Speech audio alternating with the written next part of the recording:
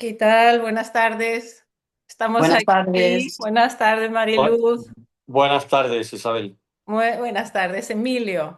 Estamos con Mariluz Bravo y con Emilio Calderón, que son, aparte de pareja y residentes en Madrid, que esa referencia solo me la cogen los boomers. Son escritores, novelista, Emilio con varios premios, Mariluz es... tú vienes de la parte de biblioteconomía, ¿no? He leído. Sí.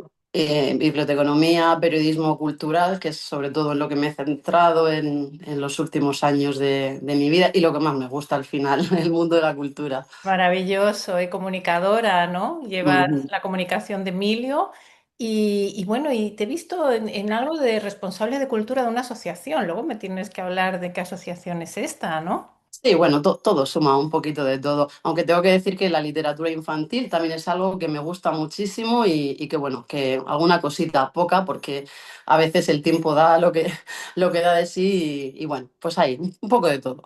Bueno, tiempo tienes todo el del mundo. Eso es el privilegio de la edad, ¿no? Ahora mismo tienes por delante, leí la sinopsis de un libro infantil que habías escrito muy bonito, ¿no? De integración, de colores, ahí se nota el Sí. interés un poco por el arte y por los temas sociales, ¿no? Sí, sí, bueno, yo creo que todos en general, cuando se acerca o llega algo a ti en lo que puedes echar una mano y que además pues te gusta hacerlo porque está vinculado a tu profesión, pues echa una mano y bueno, sí, la verdad que es uno de los proyectos más bonitos en los que yo me he involucrado. Ajá, ajá. A ver si luego sabemos un poquito de él. Mariluz y Emilio firman el libro que tengo que enseñarlo, Cicatrices Invisibles. Por favor, comprarlo y ayudar a Asociación Conciencia. Firman el primer relato del libro, que se titula Una familia convencional. Es un relato corto, muy condensado, en el que pone la voz principal Emilio, porque está escrito como en primera persona, pero va soltando bombas a lo largo del relato, ¿no? Bombas y perlas, diría yo. Sí. Bueno, a ver, yo quería hacer un relato muy conciso, directo, diría, sin florituras de estilo y contando o dirigiéndome a lo fundamental, a lo esencial de la historia que quería contar en tan pocas páginas y palabras. Y entonces, bueno, pues tiene también un aspecto de cierta frialdad o de distancia. Eh, Es un tono porque casi periodístico, diría yo, ¿no? sí, y, eh, y no solo eso, sí, o casi de crónica, Mm. eh, pero además el sentido de una crónica normalizada. Es decir, que la nuestra es una familia convencional, como cuenta el relato, ¿no? En este caso, tres personas, una pareja y una hija que han sufrido abusos, y además de eso, creo que es una circunstancia que se repite mucho en nuestra sociedad. A mí hay una cosa que has dicho, Isabel, que me ha gustado mucho y es que decías que el relato condensaba, era corto, directo, pero condensaba muchas cosas. Y yo creo que también esa es una de las cosas que yo resaltaría, Mm. que a veces en un texto que no tiene por qué ser extenso, se pueden contar muchas cosas y el lector va, o sea, las va a ver perfectamente, las va a ir leyendo y las va a ir entendiendo. Y luego, bueno, pues puede dar lugar a eso, a muchas reflexiones y análisis de lo que es la vida cotidiana en una pareja convencional.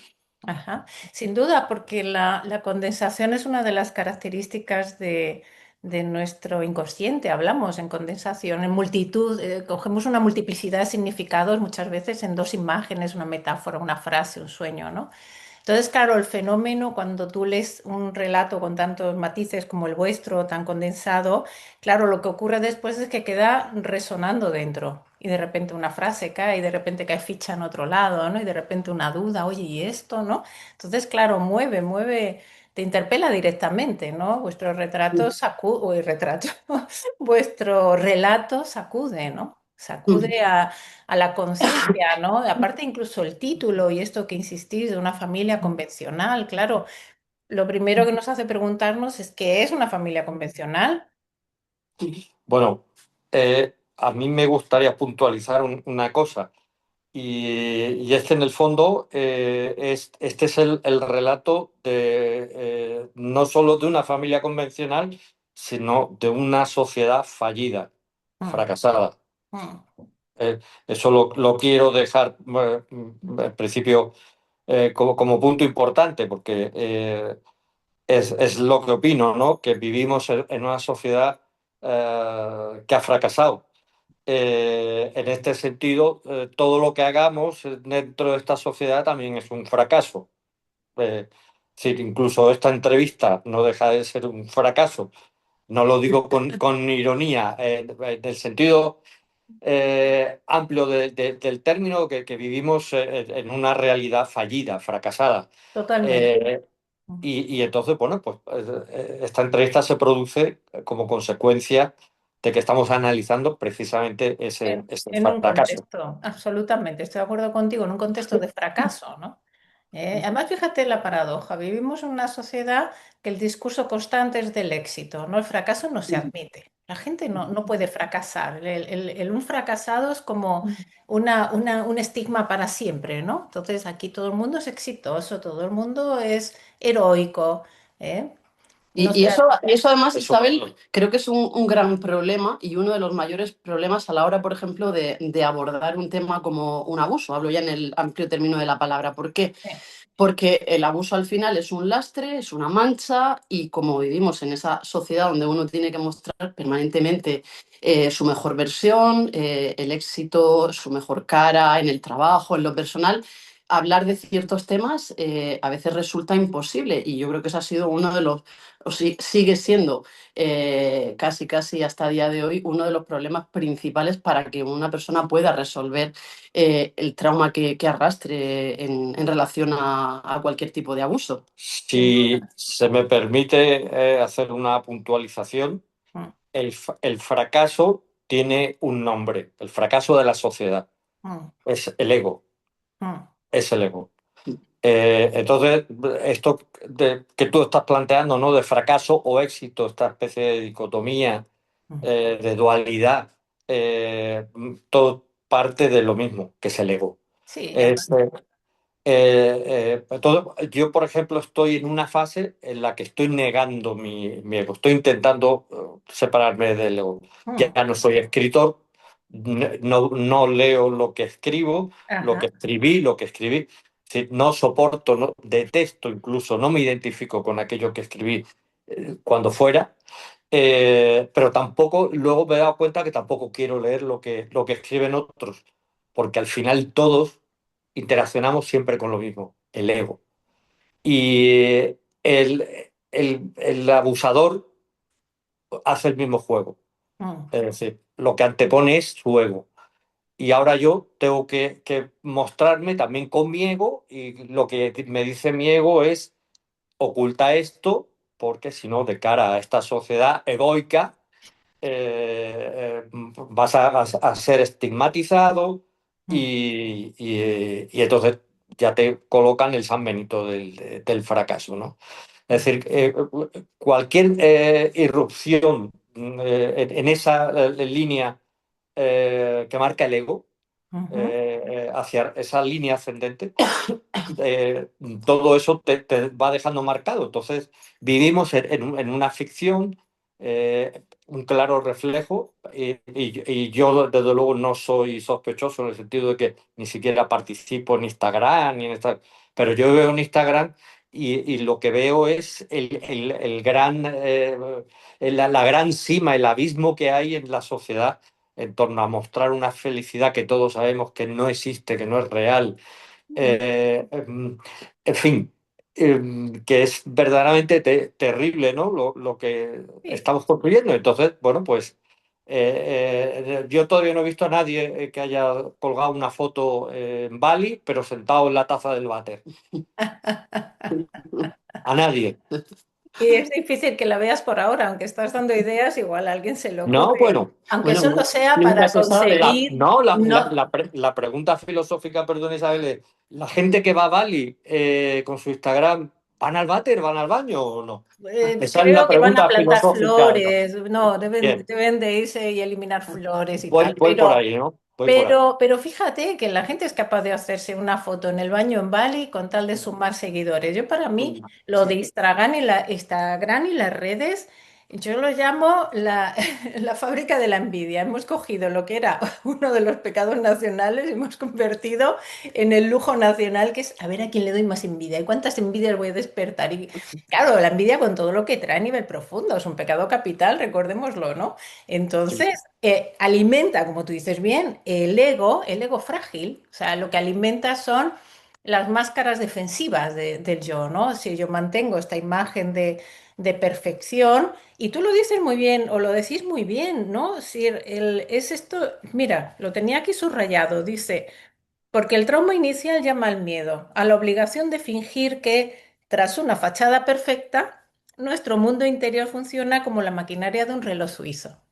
Es decir, lo que vivimos es en una sociedad enferma, que mantiene fachadas perfectas para intentar tapar el dolor, la insatisfacción, la ansiedad, la envidia destructiva y tantos elementos que están. Esto de la fachada, y estoy de acuerdo contigo en lo del ego, Emilio, que no, pero fíjate que lo de la necesidad de mantenerse en una fachada perfecta, como lo llamáis vosotros, es algo que se trabaja en todas las terapias con víctimas de abuso. Ujú, La necesidad es un poco como este sentimiento íntimo de fractura que produce el abuso. Se ujú. intenta compensar con una imagen de solidez, ¿no? Bueno, supongo que eso está también muy vinculado a la palabra que se usa tanto entre todas las víctimas de abusos, que es la disociación. Que de alguna manera es la obligación natural que nace en cualquier víctima para poder seguir viviendo en, bueno, pues en este mundo, en esta sociedad en la que estamos.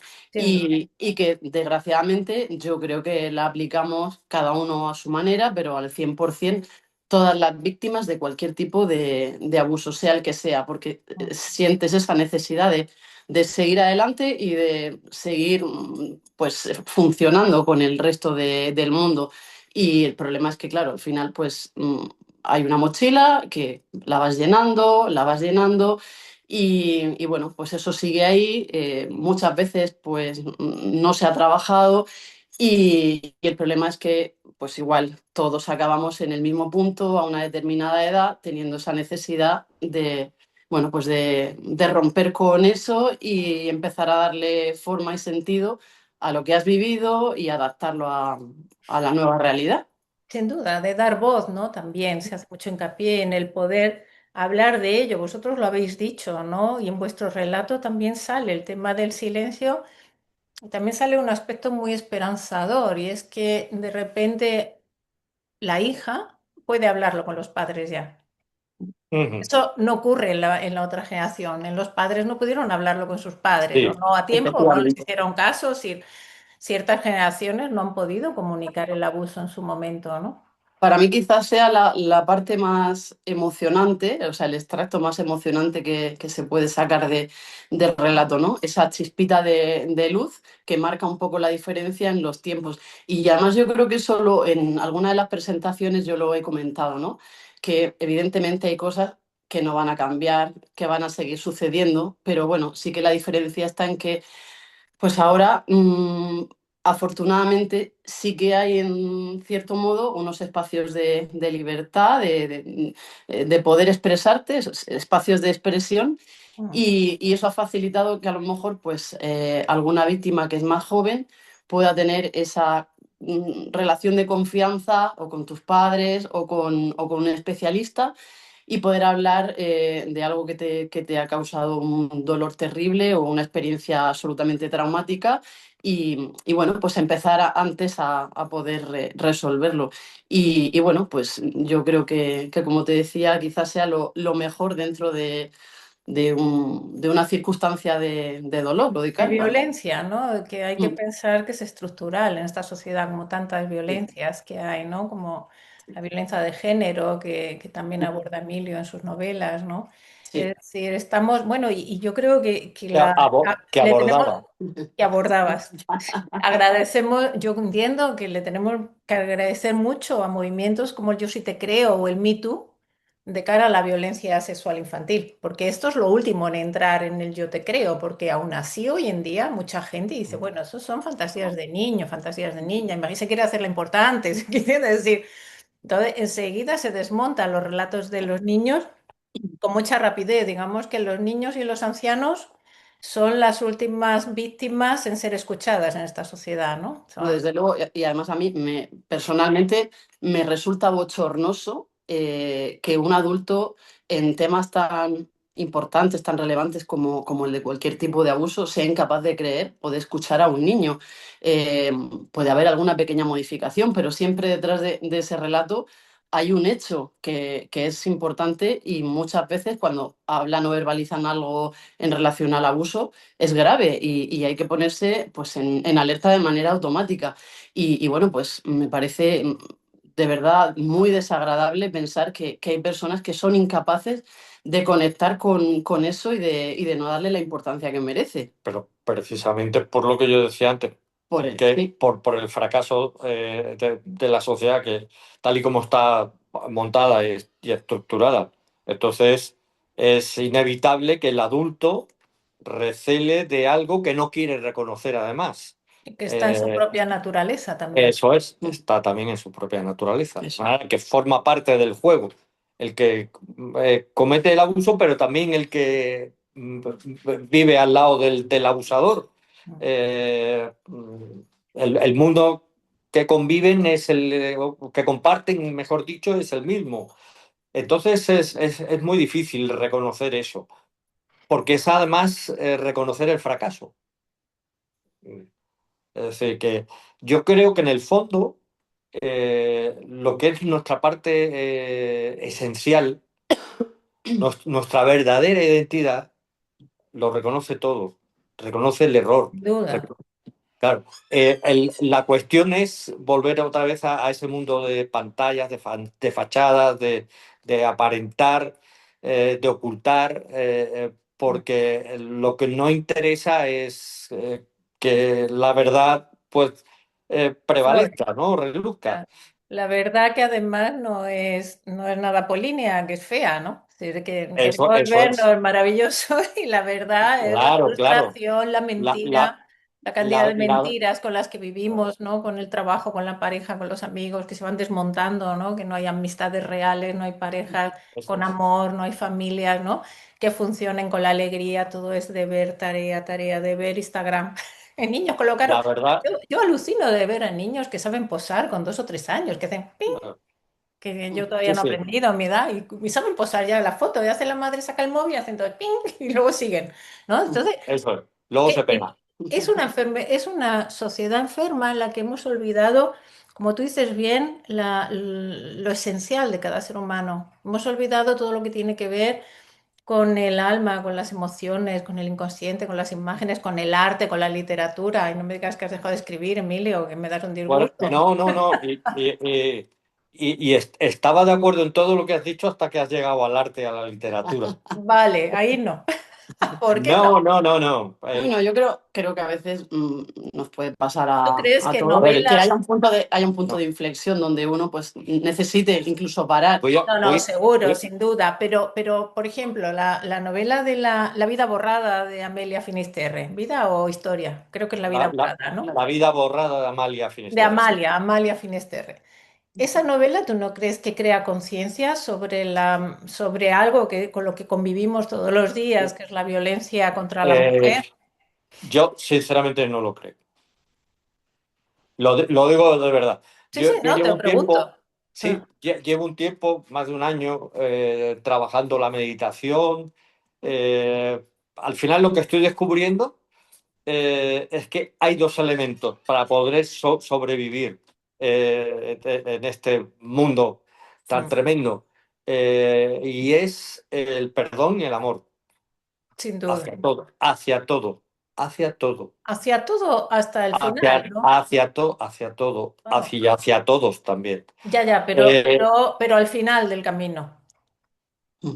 no al a principio. ver, El perdón y el amor es muy peligroso cuando se emplea de inicio. Yo me he encontrado mucha voy a, gente voy a en decirte shock. algo, voy a decirte algo que quizás choque mucho. Yo formo parte de la persona que abusó de mí. Sí, seguro, no, no, eso lo sé, eso porque estamos conectados y dentro de Ah, nosotros, mira, hay eso, una frase, se atribuye a San Agustín, pero es de un romano, ¿no? Que es nada del humano me es ajeno. ¿Mm? sí, sí, Y claro. es así, estamos ahí dentro, ¿no? Claro que el abuso tiene algo que ver con nosotros. El abuso, la violencia, todo lo que nos pasa, ¿no? No somos ajenos a lo que nos pasa y algo hay en nuestro interior que entramos en una zona de... Hay muchas teorías, ¿no? Sobre, por ejemplo, el papel atractor del trauma, en esto de la repetición de traumas en pareja o en familia, o como intergeneracionalmente se va repitiendo un trauma, transgeneracionalmente. Es decir, hay algo que empieza como a atraer lo mismo. Claro que dentro de ti está el abusador, después del trauma está el abusador seguro, y antes hay algo que sintoniza con el abusador. Pero ese discurso es muy peligroso cuando la víctima no ha evolucionado lo suficiente, que es el Mm. peligro. Y por eso te digo que eso al final. Al final tú puedes entrar en un nivel que puedas perdonarte a ti, perdonar al otro y amar. En eso sí estoy de acuerdo con Isabel. Pero al principio es Tiene que haber un trabajo, peligrosísimo. tiene que haber un trabajo previo, un trabajo profesional, que para eso estáis Bueno, vosotros, los Es profesionales que de si lo, no especialidad, bloqueas, es lo que yo he que hecho. es lo que, por ejemplo, yo he claro, hecho, Yo claro. todos al me he final. sometido a MDR y Pero historias. antes tienes que pasar por el Mossad, que para Sí, quien no ¿no? haya leído la novela de Emilio, No, pero no, no, antes no, tienes que pasar por la ley del sí, sí. talión, por el El odio, talión, sí, sí, por sí, las sí. ganas de matar, pero por supuesto, porque si no pasas por ahí no te curas nunca. Sí, No quiere decir que lo claro. hagas, pero ahí no hay que ser literal, ¿no? Pero a nivel interno, a nivel emocional, la víctima se queda congelada en el momento, se queda con la carga de la culpa, con la sensación de que es responsabilidad de la víctima lo que ocurrió y con el miedo al abusador. Y hasta que no consigue darle la vuelta y culpar claramente y odiar, no empieza un camino distinto. Que luego es verdad que a través de la meditación o a través de ciertas, a ver, yo creo que todo es un camino de progresión interna, es un proceso de individuación. Yo en esto soy muy junguiana, ¿no? De desarrollo del potencial, de encontrar, de trabajo con la sombra, ¿no? Y ahí entra el abusador interno, ¿no? Pero para mí todo ese trabajo es muy posterior al primero, elaboración del trauma. Ten en cuenta yo creo que la novela tuya puede ayudar a muchísima gente en la fase de congelamiento, de no reconocimiento de lo que es la violencia. En otras fases ya no, obviamente, ¿no? Ya han pasado por ahí. Sí, yo a lo que me refiero es que yo he vivido con odio mucho tiempo, con Mm, mucho resentimiento, mm, eh, que además ya no se extendía solo al hecho del abuso, sino a una serie de circunstancias satélites que te convierten en alguien pues receloso, poco confiado, a veces incluso hasta soberbio porque mm. te vuelves distante. Y ahora lo que he encontrado es todo lo contrario, el camino hacia el interior, que Maravilloso. sí, uno dice, voy a emprender un viaje a Tokio, ¿vale? Que es un sitio muy lejano, con una sociedad muy distinta a la nuestra. Digo, bueno, pues te sientas en una silla, empieza a viajar hacia adentro, empieza a mirar hacia adentro y te vas a quedar horrorizado. Vas a tener el mayor viaje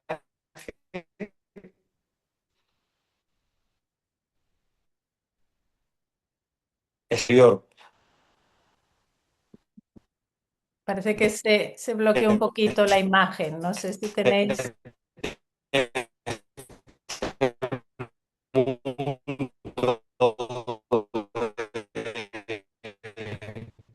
De Lucier. Ha pasado, por decirlo así, eso de la noche oscura de San Juan, en la noche oscura del alma, soluciones que tienen que ver, como he dicho antes, con el perdón y con el amor. Y cuando ahora no lo puedo emplear, que a veces...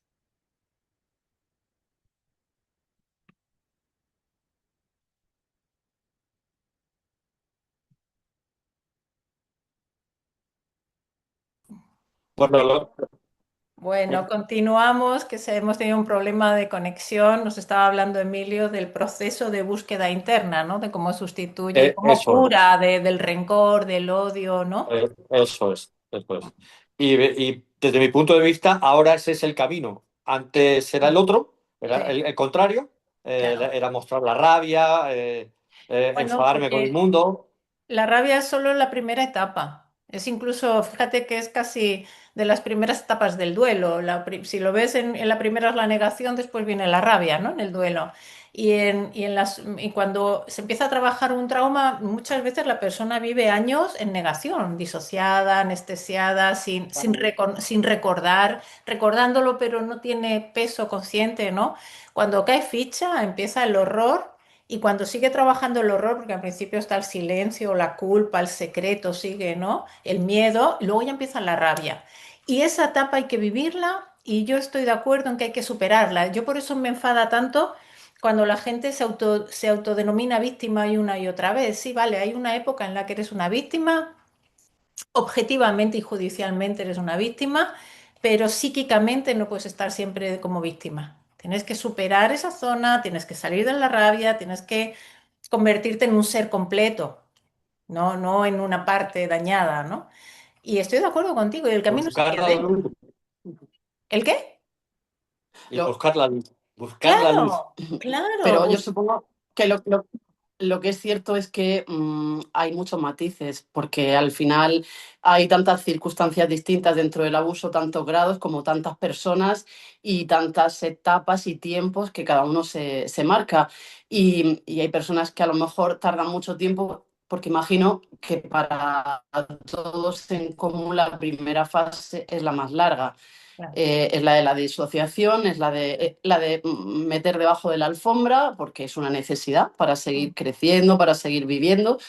Y luego las demás, pues en otras etapas ya, que normalmente ya te pillan con cierta madurez, en la edad adulta y demás, claro. van surgiendo y bueno, pues en función de la necesidad o de la gravedad, pues uno va buscando la solución o la ayuda que necesita.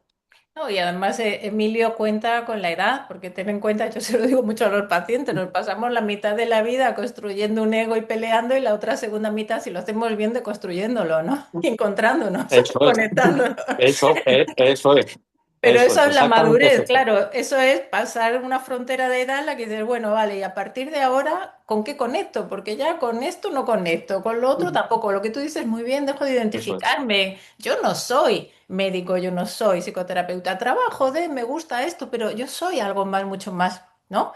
Eso Y es. ese es un camino apasionante cuando la gente lo elabora bien. Cuando lo elaboran mal, pues ahí entramos en los cantos de sirena del alcohol, las Ya, redes, los ligoteos, ¿sabes? Ese ya, olvidarse de ya, uno mismo, ya. ¿no?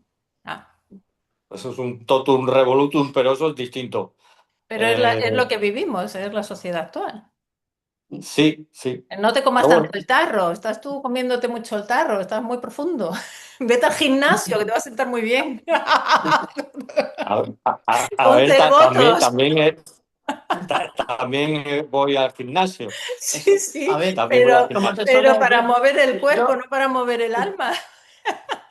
bueno, ahí quizá yo pueda poner algún matiz. Es verdad que además ahora se repite mucho que el deporte en general no es la solución a los problemas, pero en cuestión de hormonas y de sensaciones ayuda bastante como terapia complementaria. Yo soy deportista, Emilio, bueno, pues ahí lo llevo también. Sí, sí. Intentando que entre por ese camino y bueno, pues hace también mucho bien y ayuda a equilibrar un poquito la mente, Sin a duda, relajarla, sin duda. a pensar las cosas de otra manera, pero como todo, como complemento. Luego hay que Claro, añadir pero otras cosas.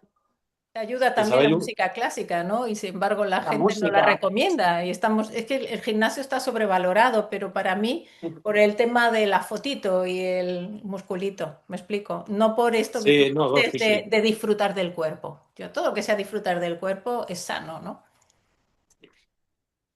No, iba a decir, ¿no? Que una de las cosas maravillosas y muy simples que he descubierto y he encontrado en la meditación es que cuando uno se sienta 40 minutos a meditar, cuando transcurren esos 40 minutos y te levantas, el mundo no te ha echado de menos.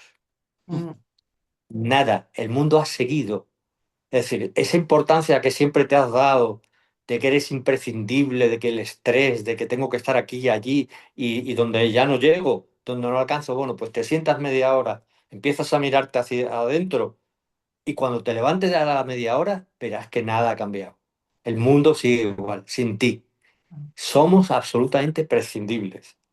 Y es maravilloso la paz que me provoca y me produce el tener conciencia de eso, el vivir el ahora.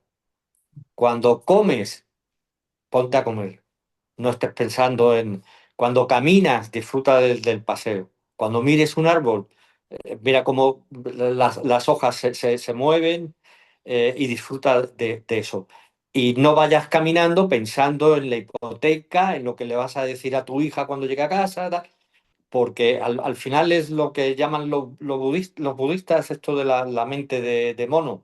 mm, Nuestra mente, nuestra cabeza es un continuo de pensamientos, que al final falsifican lo que somos verdaderamente en esencia, ¿no?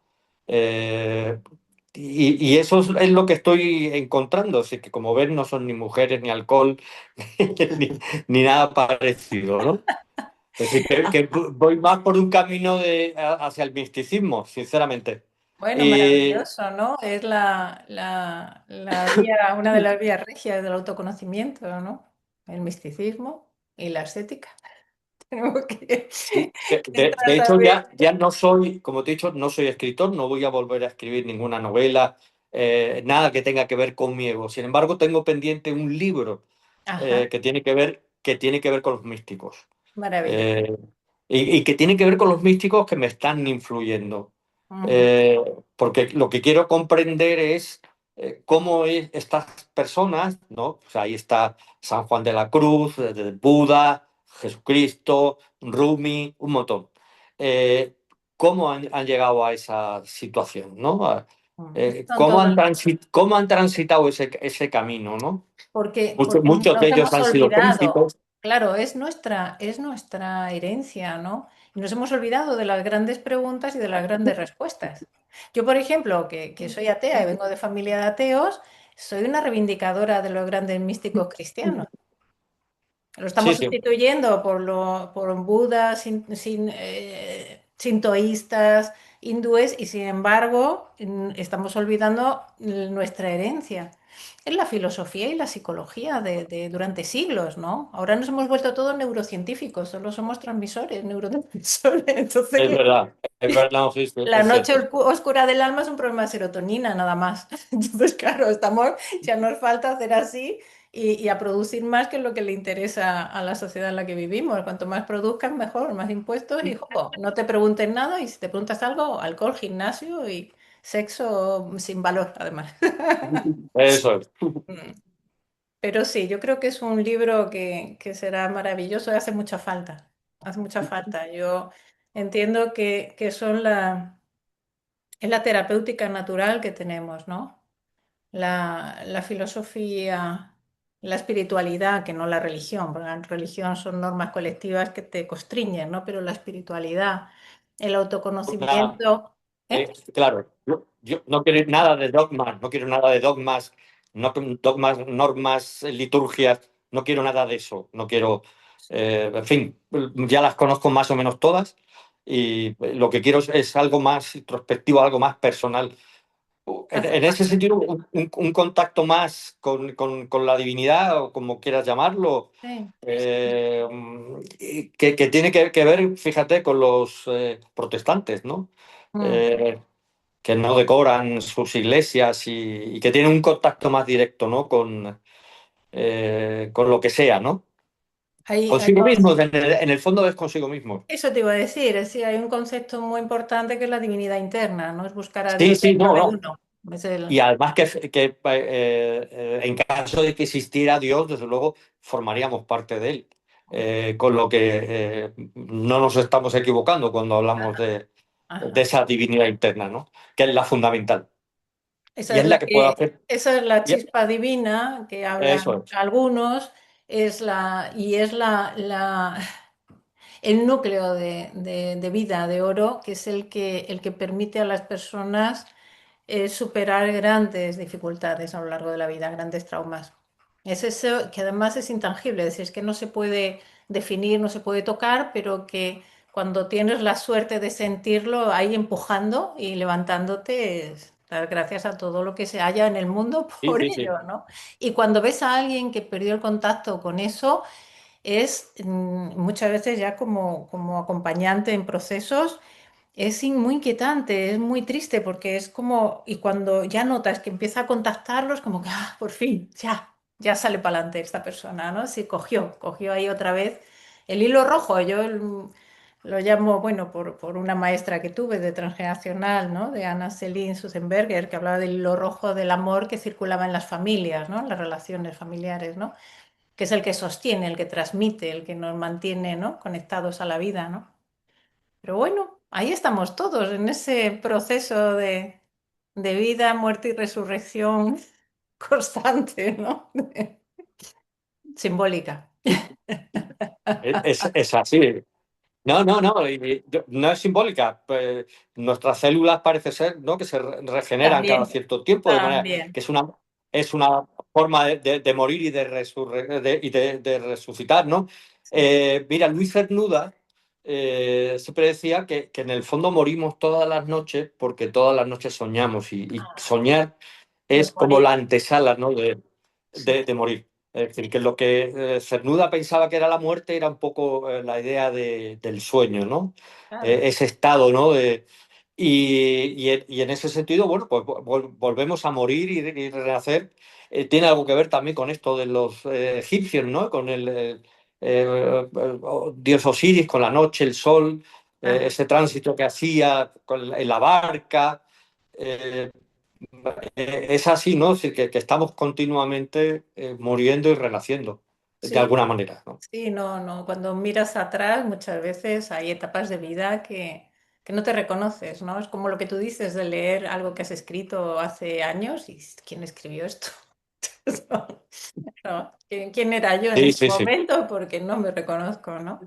Entonces, bueno, es sí, interesante. sí. Yo creo que eso es una parte muy chula de la vida, ¿no? El inmovilismo, a mí particularmente, me da escalofríos. Yo cuando veo personas muy rígidas, muy movilistas, que siempre tienen las mismas opiniones, siempre hacen lo mismo, siempre escriben igual, o yo qué sé, o viven igual. Sí, sí, sí, Da miedo, ¿no? Es decir, que está viviendo esta persona para no nutrirse de la vida, no cuestionarse, no cambiar, no ser transformada todos los días, ¿no? Pero cada X tiempo sí, ¿no? ¿Eh? Pero bueno, muchas gracias por esta entrevista tan maravillosa. Me ha encantado oíros, hablar con vosotros. Y bueno, espero leer ese libro que está ahí gestándose, Emilio, y el que se está gestando en Mariluz también, que ya entra ahora en la edad dorada de las mujeres, entra en un proceso de transformación que es la explosión creativa de las mujeres. Así que también A deseando. ver, tiene una idea de hace mucho tiempo de. sí, estoy ahí dándole vueltas y bueno, pues esperando a que llegue ese momento en el Ya que mismo. tenga la calma, la energía suficiente para sentarme y empezar a hacerlo realidad. Si me permites, Isabel, yo solo quería comentar una cosita antes de Dime. cerrar la entrevista, porque para mí es importante y va en relación bueno, al proyecto que nos une y por el que estamos aquí de Cicatrices Invisibles. Creo que para todos, estoy convencida que para todos los integrantes del libro, para los 18 autores, ha sido un antes y un después, o ha significado un antes y un después. Y en mi caso decir que me ha abierto muchas puertas a nivel personal. O sea, yo he sido capaz de dar pasos, de hacer cosas, de tomar decisiones Mm. una vez que he entrado de lleno en este proyecto y en esta aventura. Y eso pues os lo tengo que agradecer a vosotras, a ti, a Margarita, bueno, a todo el equipo, porque, bueno, porque nunca es tarde y creo que ese mensaje así tan común, ¿no? Puede ser muy útil para muchísima gente. Hay que ser valiente y convencerse de que pues a veces en la vida pasan cosas que no nos gustan, que son dolorosas, pero hay muchas oportunidades de que eso nos sirva como crecimiento y como cambio. A mí me encanta lo que tú has dicho porque creo que cambiar es algo importantísimo, ver las cosas distinto, que la evolución nos hace, bueno, pues descubrir cosas nuevas, cambiar pensamientos y bueno, pues que muchísimas gracias por haberme dejado estar aquí en Bueno, este libro. muchísimas gracias a vosotros por el relato tan generosamente cedido, por vuestro apoyo constante, que nos apoyáis en los actos de presentación, habláis, y porque de verdad el poner voz a lo sucedido, el dar la cara, como hacéis vosotros, que además sois personas públicas, que siempre es más difícil, ¿no? Ayuda muchísimo. No sabéis cuántas personas se han beneficiado de estos relatos, del libro, espero que ahora de estas charlas nuestras, Totalmente. ¿no? Porque es muy importante. Es un yo sí te creo, esto existe, mírate aquí, que hace muchísima falta. Así que de nuevo todo nuestro agradecimiento. ¿Eh? Nos vemos pronto en alguna de Pues Pues estas un dos placer. y os ahí leo queda, mucho. seguro. Namaste. Namaste. Namaste.